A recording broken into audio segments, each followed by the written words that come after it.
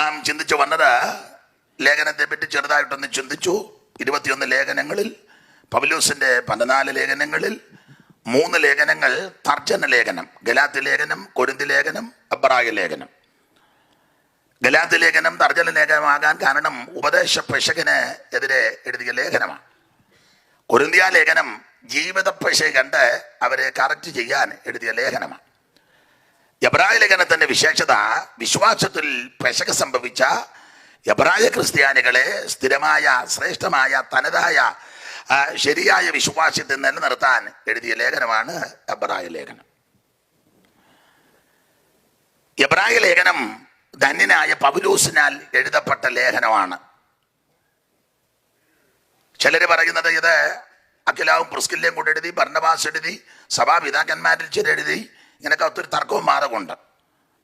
എന്നാൽ എബ്രായ ലേഖനം നന്നായി പഠിക്കുന്ന ഒരു വേദപണ്ഡിതാവിന് ബോധ്യപ്പെടും ഇത് പൗലോസിനാൽ എഴുതപ്പെട്ട ലേഖനമാണ്. കാരണം ഇതിലെ അധ്യായങ്ങളെ, അധ്യായത്തിന്റെ ഘടനകളെ, പദങ്ങളെ, പദാനുപദങ്ങളെ, പടിനിമത്തിലെ പ്രവചന സൂക്തങ്ങൾ എടുത്ത് ചേർത്ത് കോർത്ത് ഇണക്കി വളരെ ക്രമീകൃതമായ നിലയിൽ പുസ്തകത്തിൽ ചാർത്തി ചെലുത്തിയിരിക്കുന്നത് കൊണ്ട് ന്യായപ്രമാണത്തെ പറ്റി അഗാധ പാണ്ഡിത്യമില്ലാത്ത ഒരുവന് ഇത് എഴുതുവാൻ അസാധ്യമാണ്.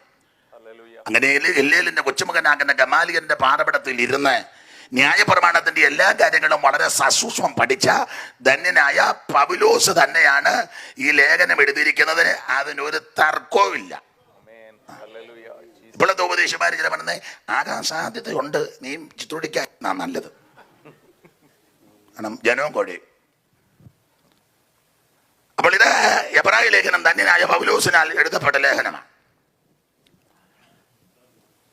ഇനി എബ്രായ ലേഖനത്തിലെ പ്രതിപാദ്യ വിഷയവും ഏറെ നല്ലത് എന്നുള്ള പദമാണ്. ഏറെ നല്ലത്. ഇതിലെ പ്രതിപാദ്യ പുരുഷൻ ഏറെ നല്ലവനാകുന്ന, ശ്രേഷ്ഠനാകുന്ന യേശു ക്രിസ്തു. ഇന്ന് രാത്രി ആ കർത്താവ് നമ്മുടെ നടുവിലുണ്ട്. അപ്പൊ ഏറെ നല്ലത് എന്നതാണ് പ്രതിപാദ്യ വിഷയം. അതിലെ ഏറെ നല്ലവനാണ് കർത്താവാകുന്ന പ്രതിപാദ്യ പുരുഷൻ ക്രിസ്തു. ഓരോ അധ്യായത്തിലും യേശു ക്രിസ്തുവിനെ പൗലോസ് കൊണ്ട് തെളിയിച്ച് വെളിപ്പെടുത്തി കൊടുക്കുക. യേശു ക്രിസ്തുവാണ് സകലത്തിലെ ശ്രേഷ്ഠൻ. അപ്പൊ ഏറെ നല്ലത് എന്ന പദം വരാൻ കാരണം എബ്രായ വിശ്വാസികളിൽ സിംഹഭാഗം ആൾക്കാർ ഇന്നലെ പരാമർശിച്ചു. നിങ്ങൾക്കറിയാം, യഹൂദ മതം വിട്ട് എബ്രായ ഈ വിശ്വാസികൾ യഹൂദ മതം വിട്ട് നസ്രായ മതത്തിന്റെ പുറകെ പോന്നവരെ. മതമെന്ന് പറയരുതെന്നാ സാധാരണ പറയുന്നത്, പക്ഷെ ഇപ്പൊ ഇത് മതമായി വന്നിരിക്കുകയാണ്. ഇനി ഓടക്കൊണ്ടാക്കുന്നില്ല, മാർഗം. അപ്പം യഹൂദമതം വിട്ട് നസ്രായ മാർഗത്തിന്റെ പുറകെ, നസ്രായന്റെ പുറകെ ഇവരിറങ്ങിത്തിരിച്ചു. അത് ചെറിയ കാര്യമല്ല. ഇന്നലെ ഓർപ്പിച്ചല്ലോ, ഇവര് ജാതിയിൽ ശ്രേഷ്ഠരായി. യഹൂദനെ കണ്ടാൽ അറിയാം. ഞാൻ യഹൂദനാന്ന് പറഞ്ഞു നടക്കുമെന്നും വേണ്ട. കണ്ട ചെല്ല യഹൂദനാന്നും പറഞ്ഞങ്ങ് നടക്കുക, വറകലം തോറ്റുപോകും. ആരാ എന്തുവാന്നെന്ന് ഇപ്പൊ എന്നോട് ചോദിക്കരുത്. യഹൂദനെ കണ്ടാൽ അറിയാം. അതിനൊരു തെളിവാന്നല്ലോ ശമരിയാകാരിയുമായിട്ട് നമ്മുടെ കർത്താവ് സംസാരിച്ചില്ലേ? അവള് ഉച്ചസമയത്ത് വെള്ളം, ഉച്ചസമയത്തല്ലേ?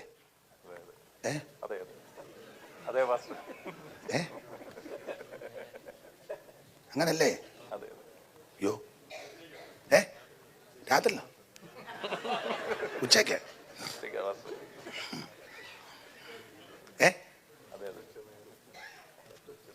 നട്ടുച്ചയ്ക്ക്. അതാ നമുക്ക് പൊതുവിലത് പാടത്തില്ല.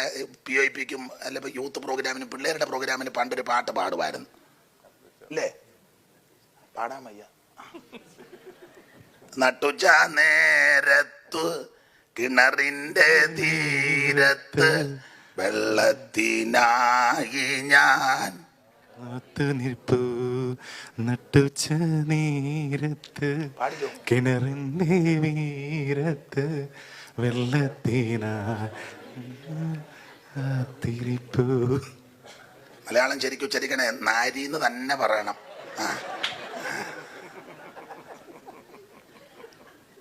അയ്യോ നീ യഹൂദൻ, ഞാൻ ഞാൻ ഇന്നൊരു ശമരിയായ സ്ത്രീ, ഞാൻ കോരിയ വെള്ളം തൊട്ടാൽ തീണ്ടലില്ലേ, ഞാൻ കോരിയ വെള്ളം തൊട്ടാൽ തീണ്ടലില്ലേ. നമ്മൾ രണ്ട് പിച്ചിലാ വരുന്നത്. എന്നാലും നന്നായിട്ട് പാടുന്നുണ്ട് കേട്ടോ. അപ്പൊ നട്ടുച്ച നേരത്ത് ക്രിസ്തു ആ കിണറിന്റെ തീരത്തെത്തി. കിണറിന്റെ സമീപേ വന്നു. ഒരു സ്ത്രീ കുടവുമായിട്ട് വെള്ളം ഭാഗം നിങ്ങൾക്കറിയാം. സഹോദരി അല്പം വെള്ളം കുടിക്കാൻ.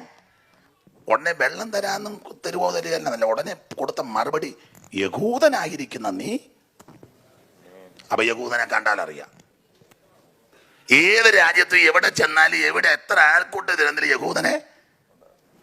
ഞാൻ എൻ്റെ ശൈലിയിൽ അങ്ങ് പറയും, ഒരു പെന്തിക്കോസുകാരനെ എവിടെ വെച്ച് കണ്ടാലും അറിയണം. എവിടെ വെച്ച് കണ്ടാലും അറിയണം. അത് ബാനർ എഴുതി കെട്ടിക്കൊണ്ട് നടക്കുകയല്ല. എന്നെ കണ്ടാൽ അറിയണം നീ ദൈവ പൈതലാണ്. സ്തോത്രം. ഞാൻ ഇന്നലെ സൂചിപ്പിച്ച് അങ്ങ് പറയുക, പണ്ട് ഈ വേണ്ടാന്ന് വെച്ചതെല്ലാം നമ്മളിപ്പോൾ പ്രാർത്ഥിച്ച് എടുക്കുക. ഈ ഞാൻ എപ്പോഴും പറയും, പെന്തിക്കോസുകാരെക്കാളും കേരളത്തിൽ പഴക്കം ബ്രദറുകാർക്കാണ്. ബ്രദറൻ പ്രസ്ഥാനം ശക്തിപ്പെട്ടു വരുന്നതിന് മുമ്പ് വിയോജിത പ്രസ്ഥാനം ഉണ്ടായിരുന്നു. അപ്പോൾ സാർ അതിൻ്റെ അധ്യക്ഷനായിട്ടൊക്കെ കാര്യങ്ങൾ നന്നായിട്ട് നടത്തിക്കൊണ്ടിരിക്കും. അപ്പോൾ സാറിൻ്റെ ബ്രദറുകാരുടെ ഉപദേശം തന്നെ ഒരു പാട്ടുണ്ട്. അത് ബ്രദർ സഹോദരന്മാർക്ക് കുറച്ചുകൂടെ തിട്ടമുണ്ട്. ഉപദേശം അവരുടെ ഉപദേശമാണ്. ഒരു വരി വേണേൽ പാടാം. ഈ ബ്രദറുകാർ സഹോദരന്മാരാരിലും സഭ മാറ്റാനൊന്നുമല്ല. ഉണ്ട് എന്ന് കൈ പൊക്കിക്കേ. ആ 3-4 എണ്ണം ഉണ്ടല്ലോ. ദൈവം നിങ്ങളെ അനുഗ്രഹിക്കട്ടെ. വളരെ സന്തോഷം. നിങ്ങൾ ഒന്നുകൂടെ സ്വാഗതം ചെയ്യുക. നല്ല പാട്ടാ. അപ്പൊ അവരുടെ ഉപദേശമാണ്. നമുക്കൊന്ന് പാടാം. തരമെഴും അലങ്കാരമില്ല, സ്ഥാനമാന ക്ഷോഭമില്ല. തരമെഴും അലങ്കാരം ഇല്ല, സ്ഥാനമാന ക്ഷോഭമില്ല. പരനോട് എതിർപ്പാൻ ഏനമില്ല, പരിഭവിക്കില്ലോ ക്ഷമിക്കാൻ മാത്രമാ ഭാഗ്യമിത്. ഭാഗ്യമിത് പ്രാണസഖേ ഭാഗ്യമിത്, ഭാഗ്യമിത് പ്രാണസഖേ ഭാഗ്യമിത്. ഭാഗ്യനിധിയാം പരമൻ സഭയ്ക്കരുളിയ ഭാഗ്യമിത്, ഭാഗ്യനിധിയാം. ഞാൻ എന്ന് പറഞ്ഞ തവലക്കാരെയൊക്കെ വിളിക്കണമെന്ന്.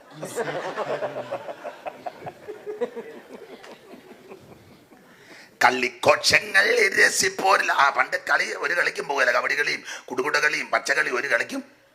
ഇപ്പം ഇവിടെ ഈ നാട്ടിലുണ്ട് എന്തോ പിക്നിക് എന്ന് പറഞ്ഞ് പാസ്റ്റർമാരുമൊക്കെ ഒരു പാസ്റ്റർ ചാക്കിനകത്ത് കയറി ഓടുന്നു. എടാ, നീ ചാക്കിനകത്ത് കയറി ഓടിയാൽ വിശ്വാസി നിന്നെ ചുജാന്റെ വിലയ്ക്ക് ഇറങ്ങിയവനാ. ചാക്കിനകത്ത് കയറി ഒരു ശുശ്രൂഷകന്റെ കടശാലത്തെ കൊണ്ടായിരിക്കണം.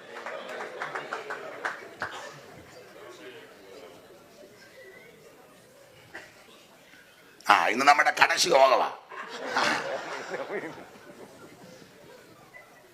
കളിക്കോശങ്ങളിരസിപ്പോരില്ല, കർത്തൃഭാവം ധരിപ്പോരില്ല. കർത്തൃഭാവം ഒന്നും ആരും ധരിക്കത്തില്ല. മറ്റേ ജഡീക ഉല്ലാസം തരുന്ന ഒന്നിലും അവർ ഉൾപ്പെടത്തില്ലെന്ന്. കളിക്കോശങ്ങളിൽ രസിപ്പോരില്ല വേറെ ഉപദേശമാണ്. അതാ പാട്ട്, നല്ല പാട്ടാ. ഞാനും മൈലപ്പുറ ഫിലിപ്പ് സാറും കൂടെ ഒരിക്കലിരുന്ന് പാടി. കരുവഞ്ചേരി. കളിക്കോശങ്ങളിൽ രസിപ്പോരില്ല, കർത്തൃഭാവം ധരിപ്പോരില്ല. ബഹുജന സ്തുതി കൊതിയരില്ല, പരനെനിക്ക് കീഴ്പ്പെടണമെന്നില്ല. ഭാഗ്യമിത്, ഭാഗ്യമിത് പ്രാണസഖേ ഭാഗ്യമിത്, ഭാഗ്യമിത് പ്രാണസഖേ ഭാഗ്യമിത്. ഭാഗ്യനിധിയാം പരമൻ സഭയ്ക്കരുളിയ ഭാഗ്യമിത്, ഭാഗ്യനിധിയാം പരമൻ സഭയ്ക്കരുളിയ. ഏറ്റവും വലിയ ഭാഗ്യം സഭയ്ക്ക് വേണ്ടി ക്രിസ്തുവിനെ തന്നു. അതെ, പാട്ട് മൊത്തം പാടിയ പ്രസംഗിക്കണ്ട, പാട്ടിനകത്ത് മുഴുവൻ ദൂതാ. സ്തോത്രം. ഞാനതാ ഈ ബ്രദറുകാരുടെ പാട്ടിനോട് എനിക്ക് കുറച്ചുകൂടി താല്പര്യം. നല്ല കൃത്യ ഉപദേശപ്പാട്ടുകളാണ് നമ്മുടെ പാട്ട്. ചിലത് എൻ്റെ വീട്ടിൽ ആഹാരം, അത് നമ്മളെയൊക്കെ കാണുമ്പോഴും അറിയാം. എൻ്റെ വീട്ടിൽ ആഹാരം ആട്ടെ, പറയാതിരിക്കട്ടെ. ദൈവത്തിന് സ്തോത്രം. അത് നല്ല തനതായ ഉപദേശമാണ്. ആട്ടെ, ഞാൻ വിവരിക്കുന്നില്ല. എബ്രായ ലേഖനത്തിലെ പ്രതിപാദ്യ വിഷയം ഏറെ നല്ലത്. യഹൂദമതം വിട്ട് ഇവര് നസ്രായ മാർഗത്തിന്റെ പുറകെ വന്നു. ചെറിയ കാര്യമല്ല. യഹൂദനത്തിന് വിശേഷതയുണ്ട്. യഹൂദനെ കണ്ടാലറിയാം. യഹൂദന്റെ സംസാരവും ശൈലിയും രീതിയും പ്രകൃതിയും എല്ലാം വ്യത്യസ്തമാണ്. ദൈവത്തിന്റെ പ്രത്യേക ജനമല്ലേ, പ്രത്യേക സമ്പത്തല്ലേ. ഇതുപോലെ ശ്രേഷ്ഠ ജാതി. മറുവശവും പറയണം, യവന്മാരാ കർത്താവിനെ കൊന്നതും. അത് വേറൊരു വിഷയം, അത് ഞാൻ പിന്നെ പറയാം.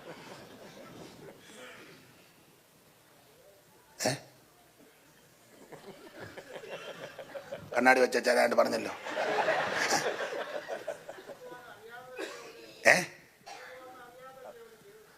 അങ്ങനൊക്കെ പറഞ്ഞപ്പോ തടി തപ്പ യഹൂദനാന്നോ?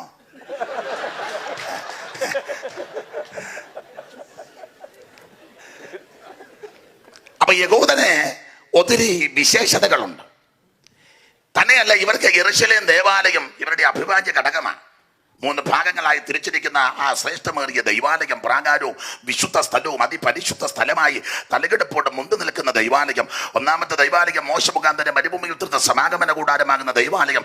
രണ്ടാമത്തെ ദൈവാലയം ശലോമോന്റെ ദേവാലയം. മൂന്നാമത്തെ ദൈവാലയം ഇത് തകർക്കപ്പെട്ട് കഴിഞ്ഞപ്പോൾ തിരിച്ചു വന്ന് പണിത സെരുബ്ബാബേലിന്റെ ദേവാലയം. നാലാമത്തെ ഹെരോദാവ് പുതുക്കപ്പെടുന്നു. 5 സഭയാകുന്ന ദൈവാലയം ഇപ്പോൾ ഉള്ളത്. ഇനി പീഡാകാലത്തൊരു ദേവാലയം, പിന്നെ നിത്യദേവാലയം. അപ്പോൾ ശലോമോന്റെ ദേവാലയം എല്ലാം കൊണ്ട് പ്രൗഢ ഗംഭീരമായി. യഹൂദന് വലിയ പ്രശംസയാ ഈ ദേവാലയം. ആ ദേവാലയം പണിയാൻ നേരത്തെ ശലോമോൻ അപ്പനാകുന്ന ദാവീദിന്റെ സ്നേഹിതന്റെ ഹീരാമിനോട് തടി ചോദിച്ചു. അപ്പനെ അത്യാർത്ഥി കൊണ്ട് ആലയം പണിയാൻ ഒരുങ്ങിയെങ്കിലും തമ്പുരാൻ പറഞ്ഞു, നീ പണിയണ്ട, നീ കണ്ടവാനെ എഴുതുന്നവനാന്ന് പറഞ്ഞു. നിന്റെ ഫേസ്ബുക്ക് നോക്കിയാൽ നീ ആവശ്യമില്ലാത്തല്ല. ഇവൻ കണ്ടമാനെ എഴുതുന്നവനാ, എഴുത്തുകാരനാ. ഇവനൊരു കത്ത് എഴുതിയതാ ഊരിയാവിനെ. ആവശ്യമില്ലാത്ത പേന എടുത്ത് നീ കുത്തിക്കുറിച്ച് അടിച്ച് നിന്റെ പാണ്ഡിവയർ ദൈവം തകർക്കും. ദൈവനാമത്തിന് ദോഷമായിട്ടും ദൈവത്തിന്റെ അഭിഷിക്തന്മാർക്ക് വിരോധമായും ദൂത ജീവിക്കുന്ന ഭക്തന്മാർക്കും ദൈവകുഞ്ഞുങ്ങൾക്ക് വിരോധമായി നീ പേന എടുത്താൽ എഴുതിയാൽ അടിച്ച് നിന്നെ നിന്റെ കുടുംബത്തെയും ദൈവം തകർക്കും. ന്യായവിധി മേടിച്ച് കെട്ടരുത്. ഇത് എല്ലായിടത്തും കൊടുക്കും. ഇവന്മാരെല്ലാം കേൾക്കട്ടെ, മുഴുവൻ അവന്മാരും കേൾക്കട്ടെ. മുറിക്കാത്തിരുന്ന് കേൾക്കുന്ന നിന്നോടും കൂടാ പറയുന്നത്. സ്തോത്രം. Price the Lord. അഭിഷിക്തന്മാർക്കും ജീവിക്കുന്ന ദൈവകുഞ്ഞുങ്ങൾക്ക് വിരുദ്ധമായി എഴുതിയാൽ ദൈവം നിന്നെ പിടിക്കും. ഇത് തീക്കളിയാന്ന് ഓർത്തോണം. സ്തോത്രം. ഗുണം ചെയ്യാനും നോക്കുന്നില്ലെങ്കിൽ ദോഷം ചെയ്യാതിരിക്കെ. ഇന്നലെ ഓർപ്പിച്ചല്ലോ, 2 വർഷം കിട്ടിയതല്ലേ ദാവീദിനെ, ശൗലിനെ ദാവീദിന്റെ കൈ. 2ാം വട്ടം അതുല്ലാം കുയിലിരിക്കുക. കാൽമടക്കത്തിന് കേട്ടത് യോവ പറഞ്ഞ് വെട്ടിയേക്കാൻ പറഞ്ഞു. അത് തൊട്ടു പോകരുത്, അവന്റെ അഭിഷിക്തനാ, തുടരുത്. അഭിഷേകത്തിനാന്ന് ദാവീദ് പറയുമ്പോഴും പുള്ളിയുടെ അഭിഷേകം എല്ലാം പോയിരിക്കുക, നൊരയും പതയും ചാടി നിൽക്കുക, ദുരാത്മബാധിതനായി. എന്നാലും പുള്ളി പറഞ്ഞത് അഭിഷിക്തനായി, തുടരുത്. പിന്നെ ദാവീദ് ശൗലിന്റെ വസ്ത്രത്തിന്റെ ആഗ്രഹം, അതും വൈരാഗ്യത്തിന് മുറിച്ചതല്ല, തെളിവിനാ. നാളെ ഒരു അവസരത്തിൽ നിന്നെ എൻ്റെ കൈ കിട്ടിയതാന്ന് പറയുമ്പോൾ ഇവൻ ഏക്കത്തില്ല. അപ്പോൾ ഒരു ചെറിയ തെളിവ് അന്ന് മുറിച്ചതാ. വസ്ത്രത്തിന്റെ ആഗ്രഹമാണ്. നമ്മളാന്ന് സെന്റർ നോക്കി മുറിച്ചേനും. നമ്മുടെ കൈ പരുവത്തിന് കിട്ടുന്നതല്ലേ. പിറ്റേന്ന് ശൗല് വസ്ത്രം എടുത്ത് ഇങ്ങനെ ഇടുമ്പം ഉത്തരം പറ്റത്തുകൊണ്ട് നമ്മൾ മാറുന്നവിടെ എന്നോട് കളിച്ചാൽ ആഗ്രഹമേ മുറിച്ചുള്ളൂ. അടുത്ത് എനിക്ക് അതല്ല വിഷയം. അടുത്ത പദം നിങ്ങൾ വായിച്ചിട്ടുണ്ടല്ലോ. എന്നിട്ട് തന്നെ ദാവീദിന്റെ മനസ്സാക്ഷി കുത്തി തുടങ്ങി.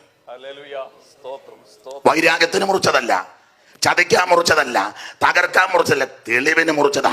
എന്നിട്ട് തന്നെ മനസ്സാക്ഷി, ഇങ്ങനത്തെ ഒരു മനസ്സാക്ഷി കൊണ്ട് നീ രക്ഷപ്പെടും.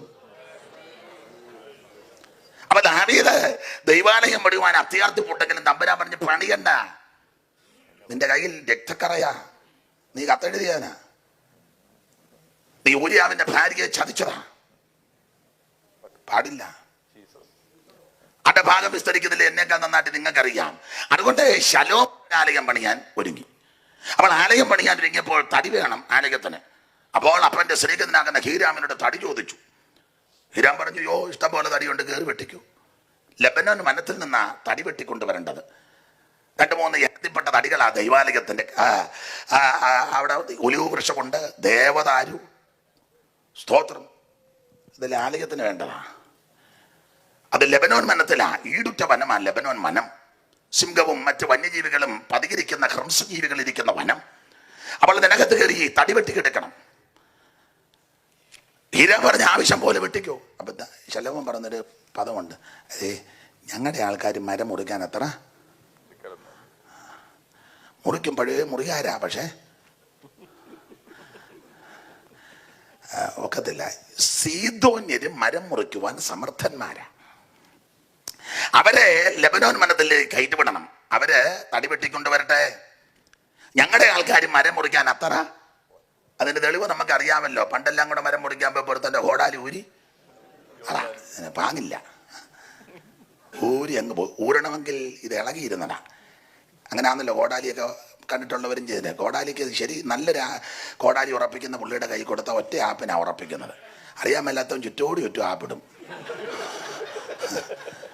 ആപ്പേ ഉള്ളൂ. നല്ലൊരു പണിക്കാരൻ്റെ കൊടുത്താൽ ഒറ്റ ആപ്പിന് ഉറപ്പിക്കും. അപ്പൊ ഈ കോടാലി ഊരാൻ കാര്യം ആപ്പ് ഇളകിയിരിക്കുകയാണ്. ഇത് രാവിലെ എടുക്കുമ്പം ആപ്പൊക്കെ ഇളകിയതാണോ, വാ പോയിട്ടുണ്ടോ, രാഗേണ്ടതാണെന്നതൊക്കെ സൂക്ഷിച്ചോണം. ഇരുന്ന് പ്രാർത്ഥിക്കണം. അത് രാവിലെ അല്ല കോടാലി എടുത്തോണ്ട് ഓടുകയല്ല. രാവിലെ തൃപ്പാർപ്പിടത്തിലിരിക്കണം. സാർപാടിയില്ലയോ, ദിനമതിൻ തുടതിൽ മനുവേലിൻ മുഖാം പൂജം, ദിനമതിൻ തുടസത്തിൽ മനുവേലിൻ മുഖം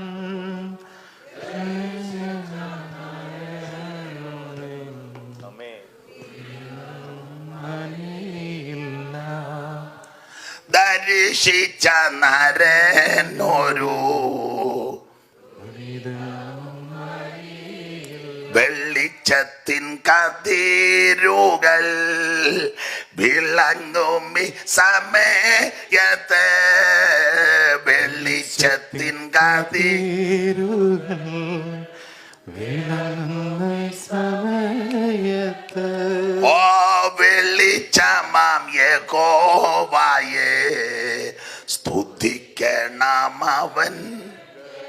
അപ്പൊ ആ രാവിലെ ദൈവമാറവിടത്തിലിരിക്കണം. എന്തിനേറെ ശ്രദ്ധിച്ചില്ല, കോടാലി എടുത്തുകൊണ്ട് ഓടി മരം വെട്ടിയപ്പോ കോടാലി ഊരി. എനിക്ക് പുള്ളിയോട് സന്തോഷം, പുള്ളി വെട്ടുടനെ നിർത്തി. നമ്മൾ പിന്നെ അതിട്ടങ്ങ് പഴയ വെട്ടുകാരനാണെന്ന് പറഞ്ഞ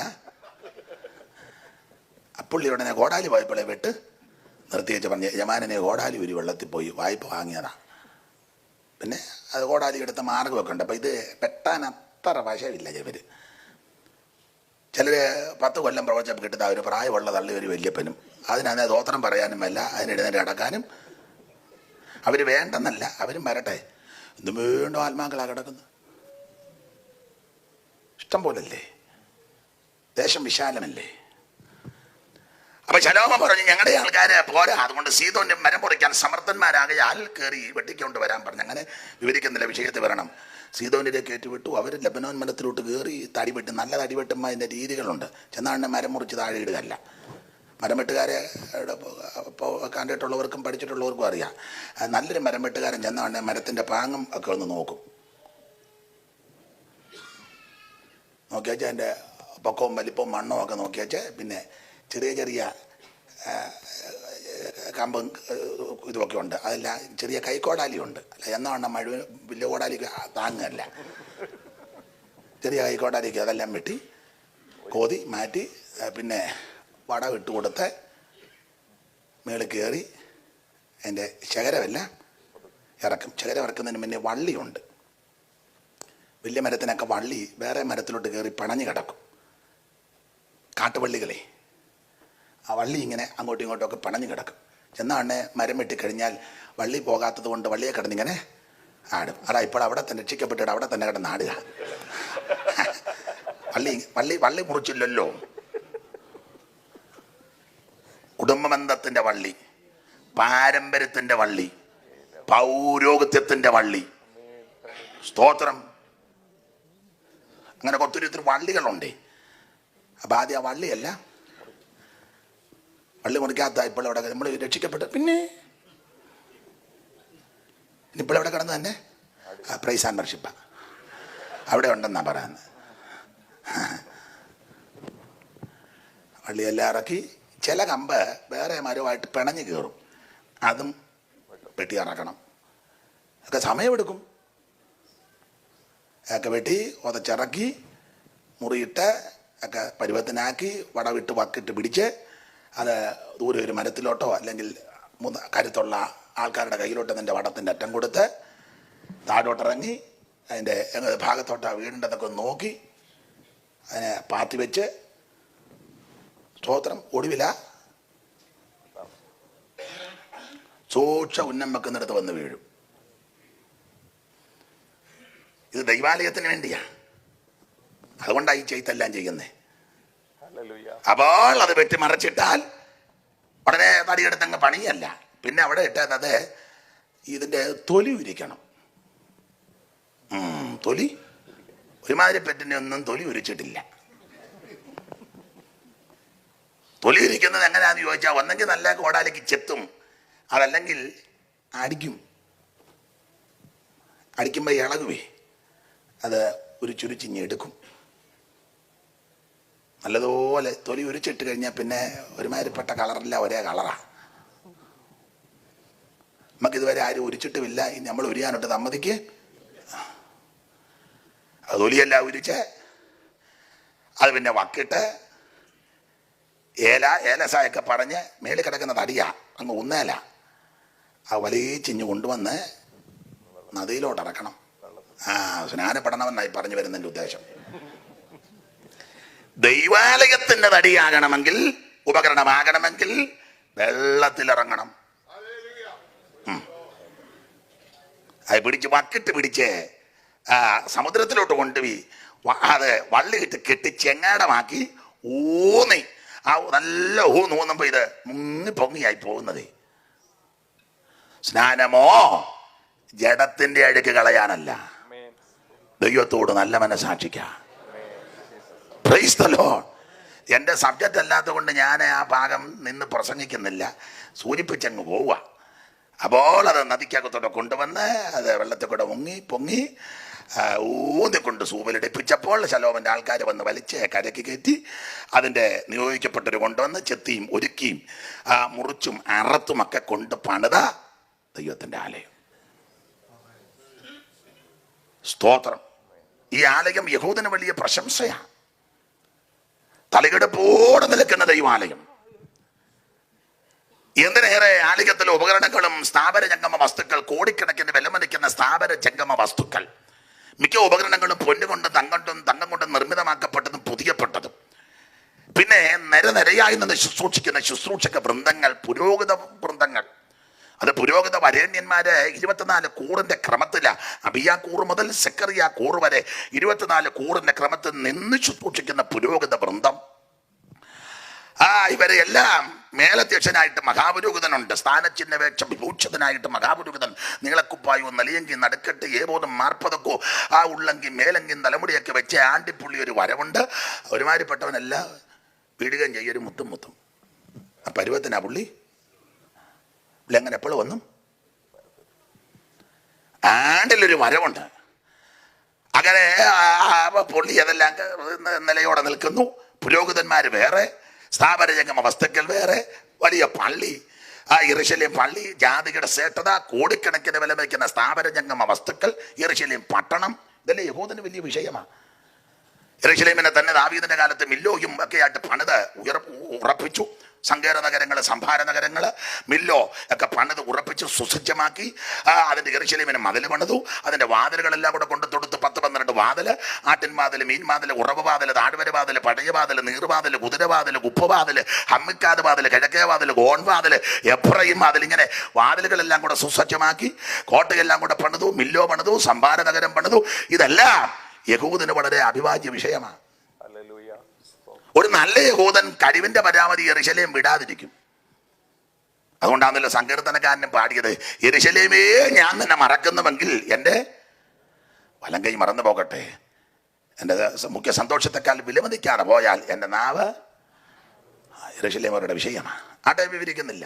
ഇങ്ങനെയുള്ള യെരൂശലേമും ആലയവും ആരാധനയും പുരോഹിതന്മാരെയും ആചാരങ്ങളും അനുഷ്ഠാനങ്ങളും മാമൂലും പിന്തുടർച്ചയെല്ലാം വിട്ട് ഇവർ നസറായന്റെ പുറകെ ഇറങ്ങി. അത് ചെറിയ കാര്യമല്ല. നിന്റെ കുടുംബശ്രേഷ്ഠതയും വിദ്യാ നിപുണതയും നിന്റെ കുടുംബത്തിന്റെ വലിപ്പവും മറ്റൊത്തിരി ഉണ്ടല്ലോ, അതെല്ലാം വിട്ടേച്ച് അതൊക്കെ ഉപേക്ഷിച്ച് വേണ്ടാന്ന് വെച്ച് നസ്രായന്റെ പുറകെ ഇറങ്ങിയത് അബദ്ധമല്ല, മണ്ടത്തരമല്ല. നിന്നെ ആദരിക്കുന്നൊരു ദൈവമുണ്ട്. ഹല്ലേലൂയ. ഈ ലോകരാജേവം ചൊല്ലിയാലും ദുഷ്ടർ പരിഹാസം ഓതിയാലും, ഈ ലോകരാക്ഷേപം ചൊല്ലിയാലും ദുഷ്ടർ പരിഹാസം ഓതിയാലും, പ്രാണനാഥ് പോയതായ പാദമതി, പ്രാണനാഥൻ പോയതായ പാദമതി. അതെ, കർത്താവിന്റെ മഹത്വം. ഇവരിതെല്ലാം വിട്ട് യേശുവിന്റെ പുറകെ ഇറങ്ങി. അപ്പൊ ആരംഭത്തിൽ എടുത്തിയാടി മാർഗത്തിൽ വന്നു. കുറെ നാളെ കഴിഞ്ഞപ്പോൾ എവർക്കൊരു ചിന്ത, വിട്ടുപോകുന്നത് ഉപേക്ഷിച്ചത് അബദ്ധമായോ ഭോക്ഷത്വമായോ അത് വിഡിത്തമായോ എന്നൊരു ചിന്ത അകത്ത് കയറി ഇവര് ക്ഷീണിച്ചു. അതാണല്ലോ ഇന്നലെ 2 വാക്യം തെളിവ്. 6, 12, 12. 1 മന്നത, 2 തളർന്ന കൈയും കുഴഞ്ഞ മുഴങ്കാല്. മന്നത. മോശവത്സലം ശാസ്ത്രി പണ്ടൊരു പാട്ട് പാടി, മന്നതയെല്ലാം നീക്കുക നിന്നടിയാരിൽ തന്നാരുൾ നല്ലുണർജയെ, വന്നിടുന്നോരു ക്ഷീണം നിദ്ര മയക്കമിവ. ചിലരെ കണ്ടോണ്ടാ ഇപ്പൊ ഞാൻ പാടിയത്. വന്നിടുന്നോരു ക്ഷീണം നിദ്ര മയക്കമിവ, ഒന്നാകെ നീക്കി എന്നിൽ തന്നിടുകാത്മശക്തി, ഇന്നേരം പ്രിയാ ദൈവമേ നിന്നാത്മദാനം തന്നാലും. അപ്പോൾ 6-12 മന്നത, 12 തളർന്ന കയ്യും കുഴഞ്ഞ മുഴങ്കാലും. അപ്പൊ ഈ വാക്യത്തിന്റെ വെളിച്ചത്തിൽ ഇവര് ക്ഷീണിച്ചു. ഇങ്ങനെ ക്ഷീണിച്ച് വശപ്പെട്ട് പതറിയ ഇവർക്കൊരു ചിന്ത, വിട്ടുപോകുന്നത് അബദ്ധമായോ, ഉപേക്ഷിച്ചത് മണ്ടത്തരമായോ, വേണ്ടാന്ന് വെച്ചത് ഭോക്ഷത്വമാണോ എന്ന ചിന്തയകത്ത് കയറി ക്ഷീണിച്ചപ്പോൾ അവരെ ഉറപ്പിച്ച് നിർത്താൻ എഴുതിയതാ എബ്രായ ലേഖനം. എബ്രായ വിശ്വാസികളെ, എബ്രായ ക്രിസ്ത്യാനികളെ, നിങ്ങൾ വിട്ടുപോകുന്നത് അബദ്ധമല്ല, ഉപേക്ഷിച്ചത് മണ്ടത്തരമല്ല, വേണ്ടാന്ന് വെച്ചത് വിഡിത്തമല്ല, വിട്ടതിനേക്കാൾ ശ്രേഷ്ഠമാ വന്നു കയറിയ സ്ഥലം. വേണ്ടാന്ന് വെച്ചതിനേക്കാൾ വളരെ നല്ല സ്ഥലമാ വന്നു കയറിയിരിക്കുന്ന സ്ഥലം. ഏറെ നല്ല സ്ഥലത്താണ് നിങ്ങൾ വന്നിരിക്കുന്നത്. അബദ്ധമൊന്നും ചിന്തിക്കരുത്. ഞാൻ എല്ലായിടത്തും പറയുന്ന കാര്യമാ, എൻ്റെ അനുഭവത്തിൽ നിന്ന് പറയുക. ചിലപ്പം ബിബ്ലിക്കലായിട്ടൊക്കെ തർക്കം വരാം, ഉപദേശപരമായിട്ട് തർക്കം വരാം, അത് വരട്ടെ. എൻ്റെ ഞാൻ വേദപുസ്തകത്തിൻ്റെ ഭാഷ പറഞ്ഞാൽ രക്ഷിക്കപ്പെട്ടു, അതാ ഏറ്റവും വലിയ ഭാഗ്യം. ഇനി എൻ്റെ ശൈലി പറയാം, പെന്തിക്കോസ് വന്നതാ ഭാഗ്യം. ഞാൻ ഒരു പെന്തിക്കോസുകാരനായതിൽ അഭിമാനിക്കുന്ന ആളാണ്. നിങ്ങളുടെ കാര്യം എങ്ങനെയാണെന്ന് എനിക്കറിയാൻ മേല. എനിക്ക് എൻ്റെ കാര്യം പറയരുത്, നല്ല മൈക്കിപ്പോൾ എൻ്റെ കയ്യിൽ വന്നല്ലോ. ഇന്ന് വരെ തോന്നിയിട്ടില്ല ഇതിനകത്ത് വന്നത് അബദ്ധമായെന്ന്. എനിക്കിപ്പോഴും സങ്കടമാ, നേരത്തെ വരാനൊത്തില്ലല്ലോ എന്ന്. കാരണം എനിക്കിപ്പോൾ സൺഡേ സ്കൂളൊക്കെ പിള്ളേർ പഠിക്കുന്ന കാണുമ്പോൾ എനിക്കങ്ങ് സങ്കടം. എനിക്ക് ഒത്തില്ല. അന്നേരം ഞാൻ അമ്പലത്തിൽ നടക്കുകയായിരുന്നു, അമ്പലത്തിൽ പോയിക്കൊണ്ടിരിക്കുക. എനിക്ക് ഇപ്പോഴുള്ള സങ്കടം, നേരത്തെ വരാൻ ഒത്തില്ലല്ലോ എന്ന്. സ്തോത്രം. ഇന്ന് വരെ തോന്നിയിട്ടില്ല വന്നത് അബദ്ധമായെന്ന്. ഖേദമാ നേരത്തെ വരാൻ ഒക്കാഞ്ഞതിൽ. ദൈവത്തിന് സ്തോത്രം. ദൈവത്തിന് സ്തോത്രം. കരുതനാം അവൻ കരത്തിനാൽ പിടി